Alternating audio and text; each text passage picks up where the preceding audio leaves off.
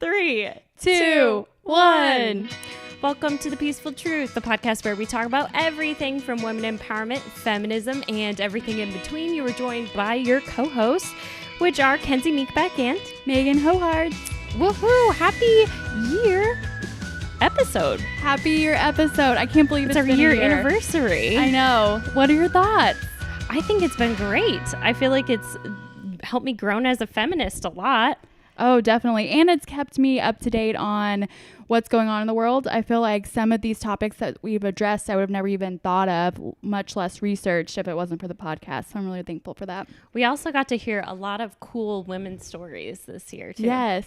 Yeah. So we thought of, we would kick off today with kind of what's been our favorite part of recording The Peaceful Truth. So what's your favorite? Well, one, recording with one of my really, really good friends and someone I adore, Megan. I'm so happy you joined me on this journey so far. I don't know where it's going to take us, but I think so far it's helped me grow as a person a lot. So thank you for jumping on board with my crazy idea and keeping with a whole year of a commitment. So thank you so much. You're so welcome. It's been so fun. And I'm thankful for our friendship. I feel like it's brought us a lot closer. Yeah, me too. And I don't know, it's kept us like, hey, we're hanging out every week, or, we're recording 3 episodes at a time if one of us is out of town. So I'm just really appreciative of the time that we've got to spend together. Me too. And we have actually a new, maybe frequent guest from now on. What's her name? God, she's driving me crazy. Her name is Hannah. Hi, Hannah. She, it's something that I haven't talked about yet, but unfortunately, Cooper passed from our lives. And so it's been a really, really, really difficult time. Kenzie can attest to that, how difficult it's been for me and Desmond. Yeah. Coop was the best dog ever. He was my baby. But, after some grieving time, I know that I'm a dog mom. Like, it's just in my heart to be a dog mom. And so Desmond and I rescued Hannah. She was found in Idaho with her twin sister, and we adopted her, I don't know, a month ago about. And so she's settling in quite well. She loves other dogs. She loves chasing and being chased. However, she really only likes me and Desmond. Right now she's kind of warming up to me. I've gotten a few kisses. Yeah, and I was getting really discouraged, like, hey, what's going on? Why doesn't she open up to people?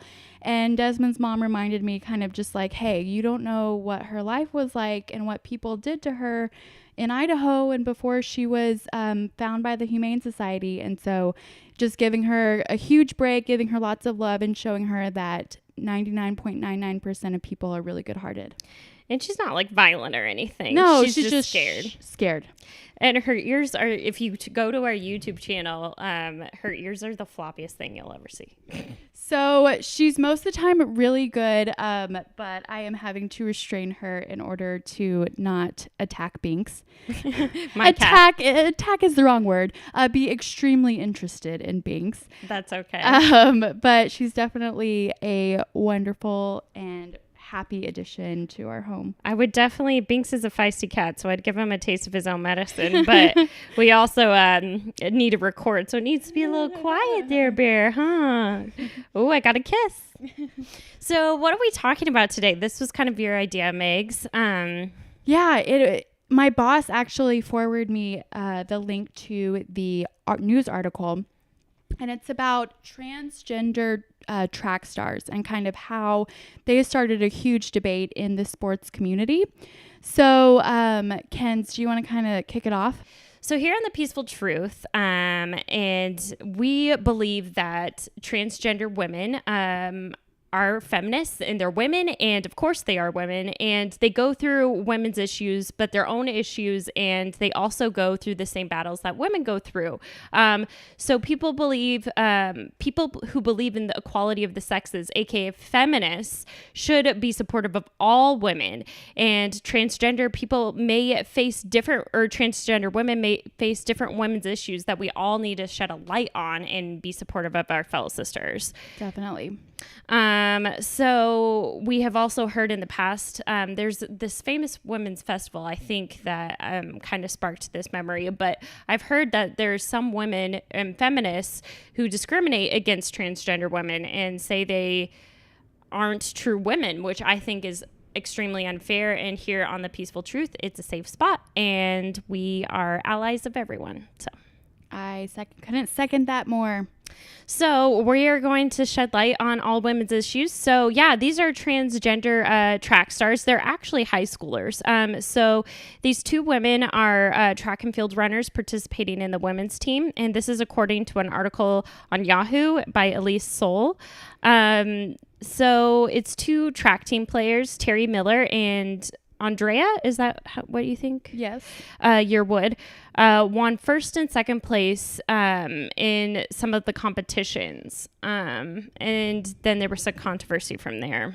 Right. So really what happened was the transgender track stars, they identified as women. One even quoted as saying he identified as a woman as really early childhood. Mm-hmm. And they competed as women in their state competitions, winning first and second place, like Ken's mentioned.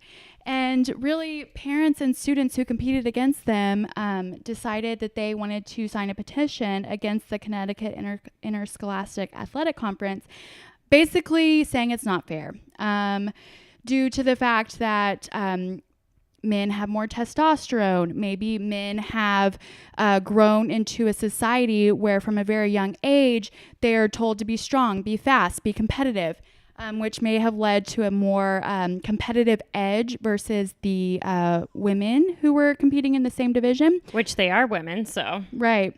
And so I really tried to take a step back and put myself in both shoes. Put myself in Terry Miller and Andrea Yearwood's shoes, put myself in the parents' shoes as well. And in high school, you're young, you want to win, you work so hard, you compete. And if I was a woman and I was competing against somebody who is transgender, who's to say if they have more testosterone or not, right? First of all, I think that that's a terrible argument. But I think that maybe they feel like it's unfair. However, at the same time, how is it fair for Terry Miller and Andrea Yearwood to be women 99.99% of the time, but just this 0.1% of the time when you're a track star and winning competitions, then you must identify as a male, as your birth gender. And so that is my opinion. Yeah. So they signed a petition against their wins, but the CIAC, which is the Connecticut Interscholastic Athletic Conference, which is where this occurred, says the petition won't change anything. And this stance, according to the Yahoo article, legally stands up. In the handbook, it says it would be fundamentally unjust and contrary to applicable state and federal law to preclude a student from participation on gender-specific sports team that is consistent with public gender identity of that student for all other purposes. So kind of what Megan was mentioning. Right. So, I mean, at the end of the day, they identify as women. They're going to be women 100% of the time, not when CIAC or the parents or the students petition for them not to be. Well, the CIAC was for them. Yeah. So I think that at the end of the day, CIAC is making the correct choice. Yeah. So, yeah. Very cool that they won and rocking it. Yep. So cool for them. And then I also wanted to touch on something that I feel like has been happening. I've just had people I've known that have had issues with this in the past, and it's been really prevalent recently. And I just wanted to say, I wanted to encourage reaching out to the suicide hotline if you ever need to. And that number is 1-800-273-8255. I think people should really speak up because your loved ones want to hear what's happening in your life, and they can help and get you out of this dark, isolating spot. And I just wanted to emphasize that I go to therapy and I think it's wonderful and it's helped my life. And I encourage all other people, if you're going through anything, even whether you feel that way or not, to go to therapy. I also go to therapy, and I can't speak highly enough of therapy. And it doesn't make a person less strong or weak to go to therapy. I think it shows the opposite. Yeah, we just want to speak out on mental health and always spread that positivity. So, Megan, what are you and Hannah looking forward to this week? Me and Hannah are looking forward to puppy socialization and puppy kindergarten. Pretty much every single day after work, we have something going on with puppy kindergarten. That's exciting. Yes. Congrats. I hope you graduate, little one. We will graduate. She's like, we're going to graduate. Let's see. Well, this week I actually planted a garden. Oh, perfect. On the rooftop. I'll show you after this. Very cool. There is strawberries, there's basil, there's tomatoes, there's cilantro and roses. Okay, Miss Gardener. I'm so excited.